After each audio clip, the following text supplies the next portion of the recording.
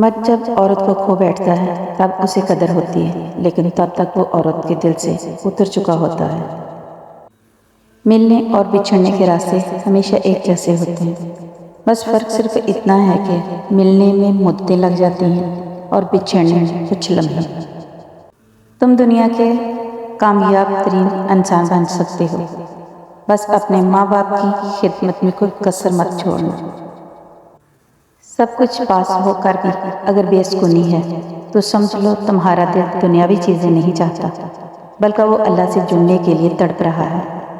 خود کو اللہ سے جوڑ لو، ہمیشہ کا سکون تمہارا مقدر بن جائے گا انشاءاللہ۔ جانتے ہو اذیت کیا ہے؟ اپنی آنکھوں کے سامنے اپنی اہمیت کو کم ہوتے ہوئے دیکھنا اور پھر خاموش رہنا۔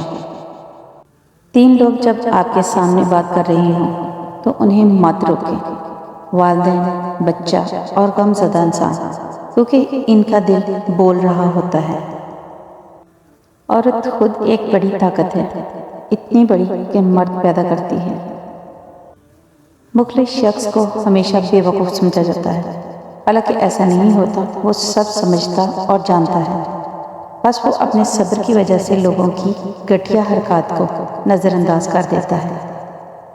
حضرت علی رضی اللہ تعالیٰ عنہ فرماتے ہیں، انسانیت بہت بڑا خزانہ ہے، اسے لباس میں نہیں انسان میں تلاش کرو۔ فاصلے اہمیت نہیں رکھتے، تعلق میں مخلصی ہونی چاہیے۔ لوگ چاہتے ہیں کہ ہم ان کی امیدوں پر پورا اتریں، مگر ان سے کبھی کوئی امید نہیں رکھیں۔ دنیا کی لذتوں کو ختم کرنے والی چیز موت کو کثرت سے یاد کرو۔ حضرت علی رضی اللہ عنہ نے فرمایا، اللہ تمہارے دل سے کسی چیز کا خیال تب تک نہیں نکالتا جب تک تمہارے نصیب میں اس کی ملنے کی گنجائش رہتی ہے۔ جن کو یہ علم ہو جائے کہ اللہ بڑے غور سے سنتا ہے تو پھر وہ اپنی کہانی کسی اور کو نہیں سناتے۔ رسول اللہ صلی اللہ علیہ وآلہ وسلم نے فرمایا، اللہ تعالیٰ گناہ کو گناہ سے نہیں مٹاتا، بلکہ وہ گناہ کو اچھائی اور نیکی سے مٹاتا ہے۔ آلودگی سے کبھی آلودگی دور نہیں ہوتی۔ وہ عطا کرے تو شکر اس کا، وہ نہ دے تو ملال نہیں۔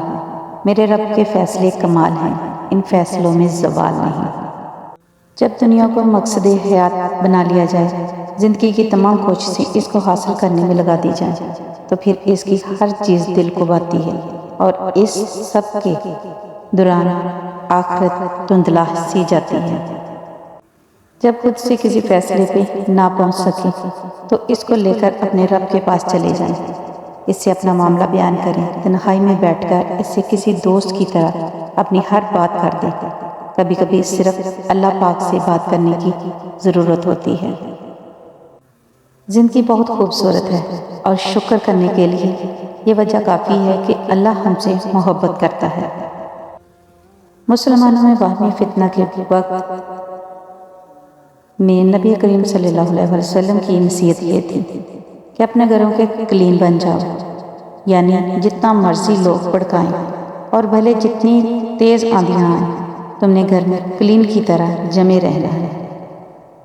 سنو، اللہ سے مانگ کر نہیں روتے، اللہ سے رو کر مانگا کرتے ہیں۔ وقت جب فیصلہ کرتا ہے تو گواہوں کی ضرورت نہیں پڑتی۔ میرے چینل کو لائک کریں، شیئر کریں، سبسکرائب کریں۔ اللہ حافظ۔